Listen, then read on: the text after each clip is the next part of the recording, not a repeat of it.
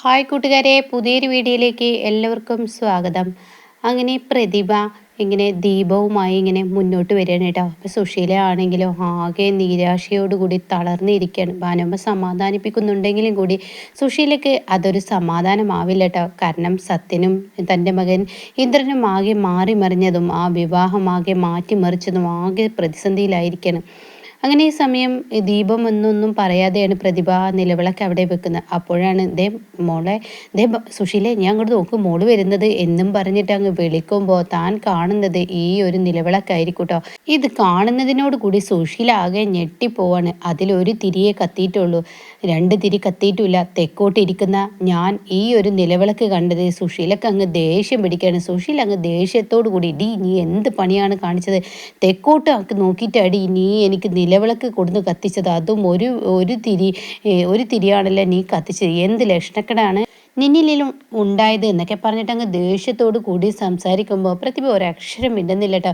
വല്ലാത്തൊരു ജന്മം തന്നെയാണ് എടി, നിന്നെ ഒരുത്തൻ വിവാഹം നിശ്ചയപ്പം തന്നെ നീ തേക്കോട്ട് ഇടിപ്പിച്ചില്ലടി, അതുപോലെ എന്നെയും തേക്കോട്ട് ഇടിപ്പിക്കാനുള്ള പരിപാടിയാണോടി എന്നൊക്കെ പറഞ്ഞ് സുശീല കലിതുള്ളി അവിടെ നിന്ന് അങ്ങ് പോകുമ്പോൾ ഏത് സമയമാണ് എന്ത് സമയമാണ് എന്നൊക്കെ പറഞ്ഞ് അങ്ങ് പോകുമ്പോൾ അവിടെ ഉടൻ തന്നെ സോന കടന്നു വരികയാണ്. എന്താടി നീ കണ്ടില്ലടി ഇവള് നിലവിളക്ക് എടുക്കുന്നത്? നീ ആ നിലവിളക്ക് എടുത്തിട്ട് നിനക്ക് തിരി തെളിയിച്ചുകൂടായിരുന്നടി? എന്താ അമ്മ ഈ പറയുന്നത്?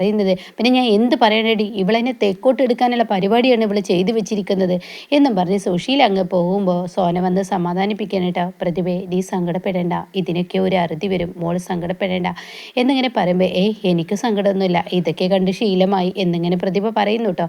പിന്നീട് വിനയനെയാണ് കാണിക്കുന്നത്. വിനയം വല്ലാത്ത നിരാശയിൽ ഒരു കോണിയുടെ സ്റ്റെപ്പ് ഇങ്ങനെ ഇറങ്ങി വരികയാണ്. അങ്ങനെ നിന്നിട്ട് തളർന്നിരിക്കുന്നത് പോലെ ഇരിക്കുക. അപ്പോഴേക്കും ലംബോദരം വരികയാണ്. വിനയ, നീ സങ്കടപ്പെടേണ്ട വിനയ, നിന്റെ ജീവിതവും ആകെ മാറി മറിയും, സത്യൻ്റെ ജീവിതം മാറി മറിഞ്ഞതുപോലെ നിന്റെയും മാറി മറിയും എന്ന് പറയുമ്പോൾ എനിക്ക് അങ്ങനെ ഒരു പ്രതീക്ഷയൊന്നുമില്ല. അല്ല, നീ സത്യൻ്റെ ജീവിതം മാറ്റിമറിച്ചില്ലേ, അത് ഒരു നിമിഷം കൊണ്ട് എന്നല്ല, മണിക്കൂറുകൾക്കുള്ളിലാണ് ഞാനും ദാസങ്ങളും രഘുവേട്ടനും കൂടി അത് ചെയ്തത്. അതൊക്കെ അറിയാം, അതുകൊണ്ടാണ് നിന്നെ മനസ്സിലാക്കും. നീയും ഈ പറയുന്ന ചീരുവുമാണ് അങ്ങനെ നല്ലൊരു കാര്യം ചെയ്തതെന്നുള്ള സത്യം അവിടെ എല്ലാവരും അറിഞ്ഞപ്പോൾ അവരുടെ ഒരു സന്തോഷം നീ കണ്ടില്ലേ?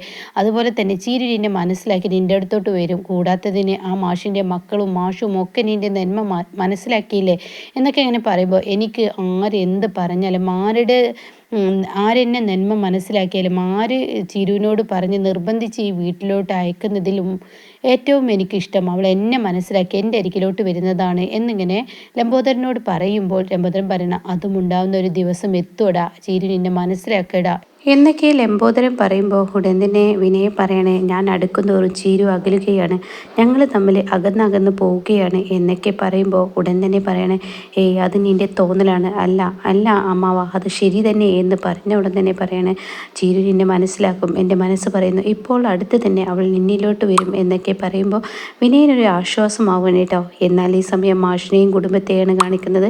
മാഷും കുടുംബവും ഇങ്ങനെ ഇരുന്ന് ഭക്ഷണം കഴിക്കുമ്പോൾ മാഷ് പറയണേ, എന്തായാലും ഒരുപാട് സമാധാനമായി, കാര്യങ്ങളൊക്കെ നല്ല അടിപൊളിയിൽ തന്നെ നടന്നു. അപ്പോൾ മഞ്ചാടി പറയണേ, ഇനിയിപ്പോൾ ഞാൻ എന്താ ചെയ്യുക, എനിക്ക് എവിടെ നിന്ന് കോളേജിൽ പോകാൻ കഴിയും, അതാണ് ഇപ്പം ഞാൻ ചിന്തിക്കുന്നത്.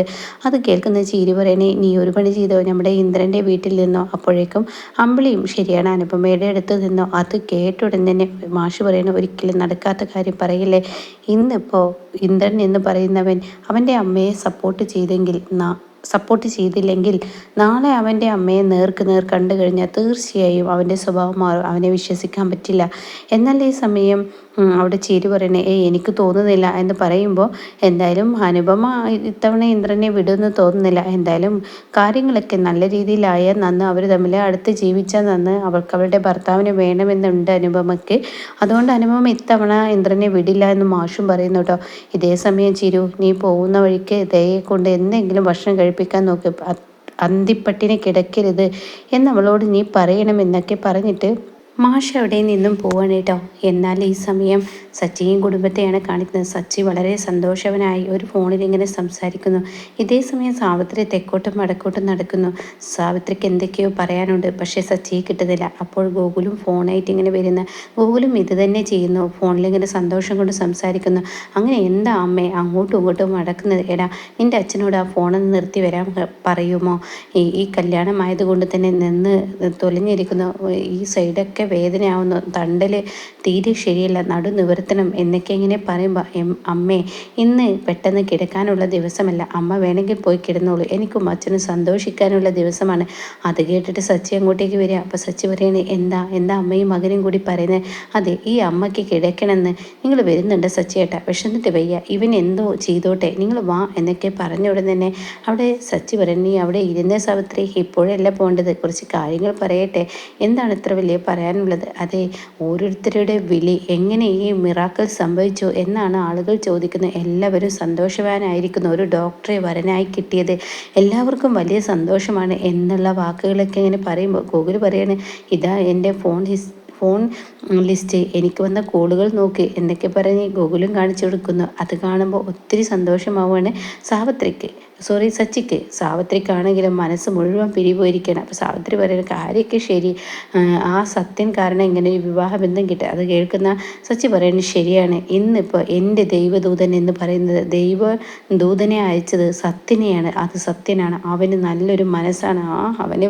നല്ല മനസ്സ് തന്നെയാണ്. പക്ഷെ അവൻ്റെ അമ്മയുടെ കുശുമ്പ്, അയ്യോയ്യോ, അത് പറയാതിരിക്കാൻ വയ്യ എന്ന് സാവിത്രി പറയുമ്പോൾ അവൻ്റെ അമ്മ ചെയ്ത പാപങ്ങളെല്ലാം അവൻ മണിക്കൂർ കൊണ്ടല്ലേ അവൻ മായ്ച്ചു കളഞ്ഞത്, അത് വല്ലാത്തൊരു അത്ഭുതം തന്നെ എന്നിങ്ങനെ പറയുന്നുണ്ട്. അപ്പോൾ ആ ഒരു സന്തോഷം സാവിത്രിക്കുണ്ട്. പക്ഷെ സാവിത്രി പറയണേ എന്തായാലും അവൻ്റെ അമ്മ പോകുന്ന പോക്കിലൊരു പണി തന്നിട്ടല്ലേ പോയത്, ആ സ്വർണ്ണാഭരണങ്ങൾ. അപ്പോൾ ഈ സമയം സച്ചിയും ഗോകുലും കൂടിയിട്ട് ഇങ്ങനെ കണ്ണോട് കാണിക്കുന്നുണ്ട് കേട്ടോ.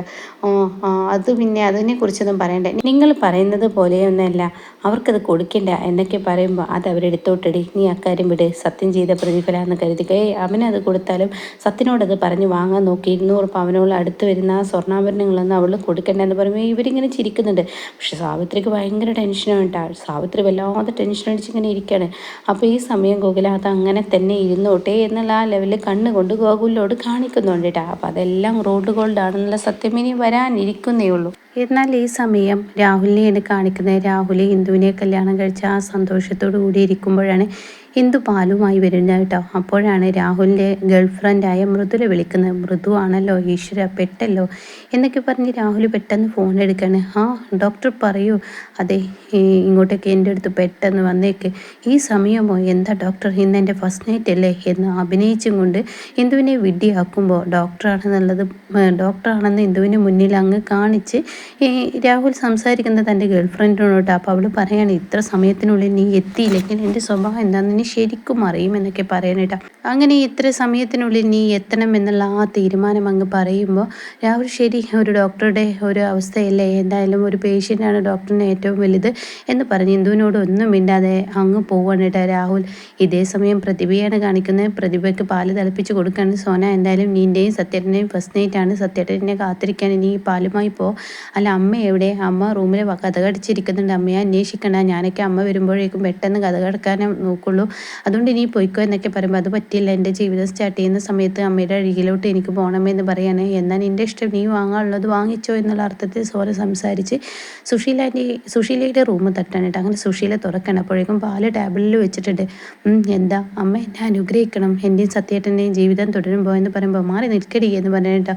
ഇതേ സമയം അത് കേൾക്കുന്ന പ്രതിഭയ്ക്ക് അങ്ങ് സങ്കടമാവണം. അപ്പോൾ സോന പറയണേ, എന്താ അമ്മ, ആദ്യം തന്നെ ഒരു ഫസ്റ്റ് നൈറ്റിനോട്ട് പോകുന്ന ഒരു പെൺകുട്ടിയെ എങ്ങനെ വിഷമിപ്പിച്ചാലും ഇവൾ സത്യേട്ടൻ്റെ പെണ്ണാണ്, എന്തായാലും അമ്മ ഒരു കാര്യം ഓർക്കുന്നത് നല്ലതാണ് എന്നൊക്കെ പറയുമ്പോൾ എടി ഞാൻ ഇവളുമായുള്ള പ്രശ്നം. അപ്പോഴേക്കും പ്രതിഭ പറയണം, ഇത് നിർത്തിയേക്ക്, ഇവിടെ വെച്ച് സംസാരം നിർത്തിയതായാലും ഒന്നും മിണ്ടണ്ട എന്ന് പറയാനായിട്ട്. അങ്ങനെ ഈ സമയം പ്രതിഭയുടെ വാക്കുകൾ കേട്ട് സോന മിണ്ടാതെ നിൽക്കുമ്പോൾ സുശീല പറയുന്നത്, ശരി, നീ എൻ്റെ മരുമകളാണ് എന്ന് ഞാൻ അംഗീകരിക്കാം, ഞാൻ പറയുന്നത് നീ കേൾക്കുമോ? ശരി, ഞാൻ കേൾക്കാം അമ്മേ, ഇത് ഇന്ദ്രേട്ടനല്ല, അത് സത്യേട്ടനാണ് എന്ന് പറയുമ്പോൾ പ്രതിഭ പറയണ, കുഴപ്പമില്ല സോനെ, അമ്മ പറയുന്നത് ഞാൻ കേൾക്കാം എന്ന് പറയുമ്പോൾ സുശീല റൂമിൽ പോയിട്ട് ഒരു ജഗ് എടുത്ത് കൊണ്ടുവരാൻ കേട്ടോ. എന്നിട്ട് അതിൽ ഫുള്ള് വെള്ളം നിറച്ച് കൊണ്ടുവരാൻ ഇങ്ങനെ ചുടുവെള്ളം കൊണ്ടുവരാൻ ഇങ്ങനെ പ്രതിഭയോട് പറയാം.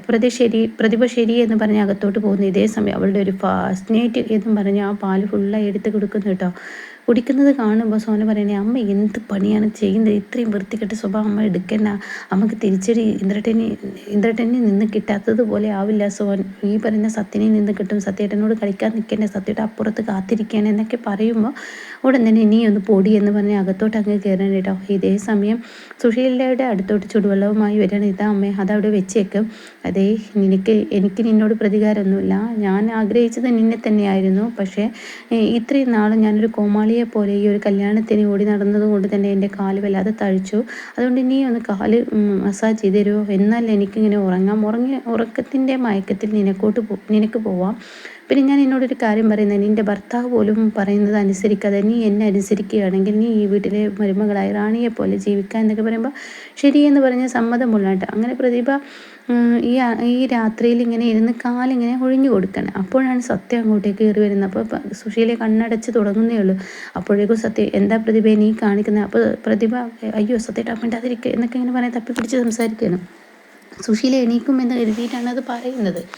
അപ്പോൾ അത് കേട്ട ഉടൻ തന്നെ സുശീലാണ് കണ്ണ് തുറക്കുകയാണ്. അപ്പോൾ ഉടൻ തന്നെ എന്താ അമ്മ പഴയ അമ്മായിമ്മ പോരൊക്കെയാണ് ഈ നടത്തുന്നത്, എന്താ അമ്മയുടെ ഉദ്ദേശം എന്ന് പറഞ്ഞ ഉടൻ തന്നെ ഇങ്ങനെ വീണ്ടും തപ്പിപ്പിടിച്ച് ഇങ്ങനെ നിൽക്കണം കേട്ടോ. അപ്പോൾ പ്രതിഭ നീ എന്തേ കാണിച്ചത്? നീ മര്യാദക്ക് എൻ്റെ റൂമിലോട്ട് പോ. അത് സത്യമായിട്ട് ഞാൻ പറഞ്ഞിട്ടാണ് അമ്മയുടെ കാല് ഞാൻ ഒഴിഞ്ഞു കൊടുക്കുന്നത്. എന്ത് തന്നെ ആയാലും ഞാനുള്ളപ്പോൾ നീ ഒഴിയേണ്ട. ഇവിടെ ഇന്ന് കയറി വന്ന മരുമകളാണ്. ഇന്ന് കയറി വന്ന മരുമകളെ അമ്മ എന്തിനാണ് ഇങ്ങനെയുള്ള ജോലികൾ ചെയ്യുന്നത്?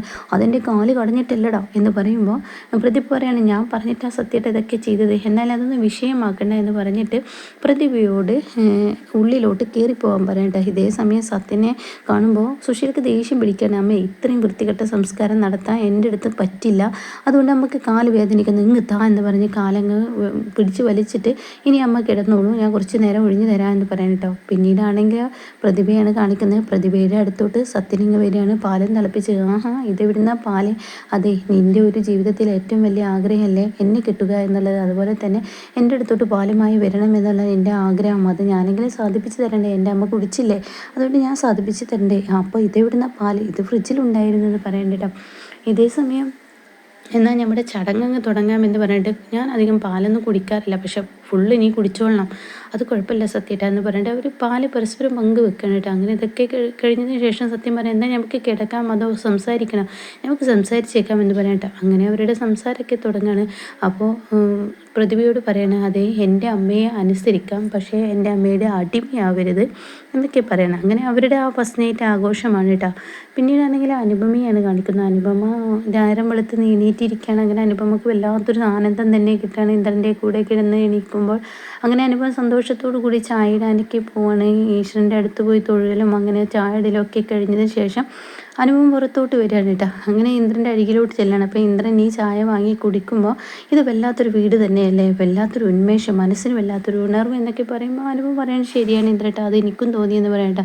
ഈ സമയം ഇന്ദ്രൻ പറയാണ് എന്തായാലും ഇനി നിനക്ക് പഴയതുപോലെ വിഷമമൊന്നും ഉണ്ടാവില്ല, നമ്മളിപ്പോൾ ഇവിടെ സന്തോഷമാവുകയാണെങ്കിൽ അവിടുത്തെ പാട് എന്താണാവോ എന്നിങ്ങനെ പറഞ്ഞു. ഉടനെ അനുപമ പറയാണ് പ്രതിഭ അമ്മയുടെ ആങ്ങളയുടെ മകൾ, അതുകൊണ്ട് അവളെ അംഗീകരിക്കും, സോന അഡ്ജസ്റ്റ് ചെയ്ത് നിൽക്കും, അതുകൊണ്ട് തന്നെ അവിടെ പ്രശ്നങ്ങൾ ഉണ്ടാവില്ല. അമ്മയ്ക്ക് എനിക്കായിരുന്നുള്ള പ്രശ്നം, ഞാൻ അവിടെ ഉണ്ടെങ്കിൽ തട്ടലും മുട്ടലും എന്തായാലും ഉണ്ടാവും എന്നൊക്കെ പറയണ്ട. അപ്പോൾ അത് കേൾക്കുന്ന ഇന്ദ്രൻ പറയണേ നീ വല്ലാതെ കഷ്ടപ്പെട്ടിട്ടുണ്ടെന്ന് എനിക്കറിയാം, അതൊക്കെ ആലോചിക്കുമ്പോൾ എനിക്ക് എൻ്റെ തന്നോട് വെറുപ്പ് തോന്നുന്നു, അതുകൊണ്ട് ഞാനിപ്പോൾ അത് ആലോചിക്കുന്നില്ല, നീ എന്തായാലും ഇനി വിഷമിക്കേണ്ട. അതൊക്കെ ഇന്ദ്രട്ടാ എനിക്ക് നിങ്ങളോട് പറയാനുള്ളത്, നിങ്ങളുടെ അമ്മയെ കണ്ട് നിങ്ങൾ വീണ്ടും തിരിച്ചു പോകുമോ എന്നൊരു പേടിയാണ് എന്നിൽ എന്ന് പറയുമ്പോൾ നീ പഴയതുപോലെ എന്നെ കാണരുത്, എനിക്കറിയാം ഞാൻ എൻ്റെ അമ്മ വിളിച്ചാലും ഞാൻ തിരിച്ചു പോവില്ല. അപ്പോൾ ഉടൻ തന്നെ അവിടെ അനുഭവം പറയണേ എന്നാൽ നിങ്ങളുടെ അമ്മയെ ഇവിടെ കൊടുന്ന് താമസിപ്പിച്ചോ എന്ന് പറയുമ്പോൾ അതുമില്ല, അമ്മയുടെ വീട്ടിൽ നിന്നോട്ടെ, നീ ഇവിടെയും നിന്നോട്ടെ, നിന്നെ ഒരിക്കലും അമ്മ മരുമകളായി അംഗീകരിക്കില്ല, അതുകൊണ്ട് സ്വസ്ഥതയും സമാധാനത്തോടും കൂടി നമുക്കൊരു കൊച്ചു വീടായി ഇവിടെ അങ്ങ് ജീവിക്കാം എന്ന് പറയാൻ കേട്ടോ. അപ്പോൾ ഇത് കേട്ട ഉടനെ തന്നെ അനുപമക്ക് ഒത്തിരി സന്തോഷമായി ഇന്ദ്രനെ കെട്ടിപ്പിടിച്ച് ഈ വീട് ഞാനൊരു സ്വർഗ്ഗലോകമാക്കും എന്നൊക്കെ പറയാൻ കേട്ടോ. പിന്നീടാണെങ്കിലോ ഇങ്ങനെ പ്രതിഭയാണ് കാണിക്കുന്നത്. പ്രതിഭ ഇങ്ങനെ ചായ ഇട്ടിട്ട് എല്ലാവർക്കും കൊടുന്നു കൊടുക്കണം. അപ്പോൾ ആ സുശീല അടിഞ്ഞൊരുങ്ങി എങ്ങോട്ടോ പോകാൻ ഒരുങ്ങുന്നത്. അപ്പോൾ അമ്മ ഇതാ ചായ എന്ന് പറഞ്ഞ ഉടനെ സുശീല അങ്ങ് ഒച്ച എടുക്കാനായിട്ട്. അപ്പോൾ സത്യൻ ഇപ്പുറത്ത് നിൽക്കുന്നുണ്ട്. സത്യനും ശ്യാമം കൂടി സംസാരിച്ചും കൊണ്ടിരിക്കുകയാണ്. ഭാനുമ്മയുമുണ്ട്. അപ്പോൾ സോന പിറകിൽ വരുന്നുണ്ട്. അപ്പോൾ ഉടൻ തന്നെ ഈ ചായ എന്ന് പറയാം, നീ രാവിലെ എണീറ്റ് കുളിച്ചോ? ഇല്ല കുളിച്ചില്ല അമ്മ, എനിക്ക് എപ്പോഴും തല കുണിക്കാം കുളിക്കാൻ പറ്റില്ല, എനിക്ക് തലക്കൊരു പ്രശ്നമുണ്ട്, അതുകൊണ്ടാണ് എന്നൊക്കെ എന്നെ പറഞ്ഞു കൊടുത്തത്. ഡി നീ കുളിച്ചില്ലെന്നോ, വൃത്തിയും വെടുപ്പും ഇല്ലാതെ അടുക്കളയിൽ കയറിയിരിക്കുന്നു, എന്ത് ജാതിയാണ്, എനിക്കൊന്നും വേണ്ട നിൻ്റെ ചായ. രാവിലെ ഒരു ആദ്യരാത്രി കഴിഞ്ഞ് കഴിഞ്ഞാൽ ഒരു പെണ്ണ് രാവിലെ കുളിക്കണം അറിയില്ല. അപ്പോഴേക്കും സത്യനങ്ങ് ദേഷ്യം വന്ന് സത്യം തന്നെ അമ്മയെ ചോദ്യം ചെയ്യുന്നില്ല കേട്ടോ. അപ്പോഴേക്കും മോനമ്മ തടഞ്ഞു നിർത്താണ്, വേണ്ട മോനെ നീ പോകണ്ട, ഇത് അവൾ തന്നെ കൈകാര്യം ചെയ്തോളൂ, അതുകൊണ്ട് നീ പോകണ്ട എന്ന് പറയണ്ട. അങ്ങനെ സത്യൻ അവിടെ അടങ്ങി ഒതുങ്ങി നിൽക്കുമ്പോൾ പോകുന്നില്ല. ഈ സമയമാണെങ്കിലോ പ്രതിഭ ഇങ്ങനെ അമ്മയെ എന്നാൽ ഞാൻ കുളിച്ചിട്ട് വരാം, നമുക്ക് വരാം, അവർക്ക് വരടി നിൻ്റെ ചായ. അങ്ങനെ സുശീല അവിടെ നിന്ന് ഇറങ്ങി പോകുമ്പോൾ സത്യൻ്റെ മുഖത്ത് നോക്കി, ഈ ജാതി പരിപാടി ഇനി മേലിൽ ഇവിടെ ചെയ്താൽ വൃത്തി വെടുപ്പിലില്ലാതെ അടുക്കളയിൽ കയറുന്ന ഈ സ്വഭാവമുണ്ടല്ലോ, അതൊക്കെ നിർത്തിയൊക്കെ എന്നൊക്കെ പറഞ്ഞ് ചൂടായും കൊണ്ട് അവിടെ നിന്ന് പോകുമ്പോൾ സത്യം ദേഷ്യപ്പെട്ട് നോക്കുകയാണ് കേട്ടോ. അപ്പോൾ പിന്നീട് സോന പറയണേ, എന്താ പ്രതിഭ ഇങ്ങനെ നോക്കി നിൽക്കുന്ന, ആ ചായ കൊണ്ടു കൊടുക്കുമെന്ന് പറഞ്ഞ ഉടനെ തന്നെ, ഇനി ഈ ചായ ആർക്കെങ്കിലും കൊണ്ടു കൊടുക്കണോ, ഞാൻ എന്തിനാ വെറുതെ അതിൽ നിൽക്കുന്നത് എന്ന് പറഞ്ഞ ഉടനെ തന്നെ, അതൊന്നും കുഴപ്പമില്ല, നീ ഇവിടെ അങ്ങനെ ആർക്കും ഒരു പ്രശ്നമില്ല, നീ ഇപ്പോൾ ഈ പറയുന്നത് പോലെ നീ കുളിച്ചില്ല എന്ന് കരുതി ഇവിടെ ശ്യാമേട്ടന് സത്യേട്ടന് അങ്ങനത്തെ പ്രശ്നമൊന്നുമില്ല. അപ്പോൾ അത് കേൾക്കുന്ന ശ്യാം പറയാൻ, ശരിയാണ്, ഞങ്ങളുടെ ഇടയിൽ അങ്ങനെയില്ല, നീ ഇങ്ങ് ചായ ഒന്ന് തന്നേക്കെന്ന് പറയാണ്.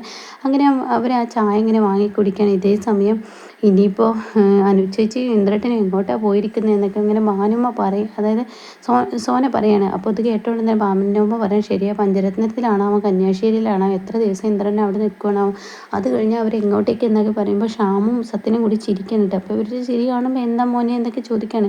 അവർ നമ്മുടെ തൊട്ടരികിലുണ്ട്. എവിടെ? അതെ, നമ്മുടെ സോനയ്ക്ക് നോക്കിയാൽ ഒരു വാടക വീട്, അതിൽ താമസിക്കുന്നുണ്ടെന്ന് പറയാനായിട്ടാണ്. അത് കേൾക്കുന്ന ഭാനുമ്മക്കും സോനയ്ക്കും ഒത്തിരി സന്തോഷമാവാണ്. എന്നാൽ ഈ സമയം ഇപ്പുറത്താണെങ്കിലോ രാഹുലിനെയാണ് കാണിക്കുന്നത്. രാഹുൽ കിടപ്പറ പങ്കിടുകയാണ് കേട്ടോ. അതായത് ഈ മൃദുല എന്ന് പറയുന്ന പെൺകുട്ടിയുമായി കിടപ്പറ പങ്കിട്ടതിന് ശേഷം നേരം വെളുത്തോ, ഇനി ഞാൻ പോട്ടെ, എന്തായാലും നമ്മുടെ സർജറി, ഞാൻ നുണ പറഞ്ഞ ആ സർജറി കഴിഞ്ഞില്ല, ആ സർജറിയൊക്കെ സക്സസ് ആയി, ഇനി എന്തായാലും നീ പോകാൻ വരട്ടെ എന്നിങ്ങനെ പറയുന്നുണ്ട്. അല്ല എന്നാലും വിവാഹം കഴിഞ്ഞ ആദ്യ ദിവസം തന്നെ ഞാൻ അവളുടെ അരികിലോട്ട് എത്തില്ലല്ലോ, നമ്മൾ വിചാരിക്കുന്ന ശിക്ഷ അവൾക്ക് കൊടുത്തില്ലേ, ഇനി എന്തിനാ ഇനി എന്നൊക്കെ ഇങ്ങനെ പറഞ്ഞ ഉടനെ പറയാം, അത് പറഞ്ഞാൽ പറ്റില്ല, ഈ പറയുന്ന നീ ഇവിടെ ഉണ്ടായിരിക്കണം, ആ വീട്ടിൽ ചെന്ന് ജസ്റ്റ് ഒന്ന് മുഖം കാണിക്കുക, എന്നിട്ട് തിരികെ എൻ്റെ അടുത്തോട്ട് വരണം, അതെങ്ങനെ നടക്കും, നീ ഇപ്പോൾ പറഞ്ഞ സർജറി ഉണ്ടല്ലോ, ആ സർജറിയിലെ നോക്കേണ്ട ഉത്തരവാദിത്തം നിനക്കാണെന്നുള്ള പച്ചക്കള്ളം അങ്ങ് തട്ടിക്കുട്ടിയൊക്കെ, അതോടുകൂടി ഈ പ്രശ്നം അവൾ അങ്ങ് വിശ്വസിച്ചോളൂ, ഇതാണ് അവൾക്ക് കൊടുക്കാൻ പറ്റിയ ഏറ്റവും വലിയ ശിക്ഷ എന്നൊക്കെ ഇങ്ങനെ രാഹുലിനോട് മൃദുല പറയണം. അപ്പോൾ ഈ ഒരു ചെറിയൊരു ഇന്ദ്രനായിട്ടാണ് രാഹുലിനെ കാണിക്കുന്നത് കേട്ടോ.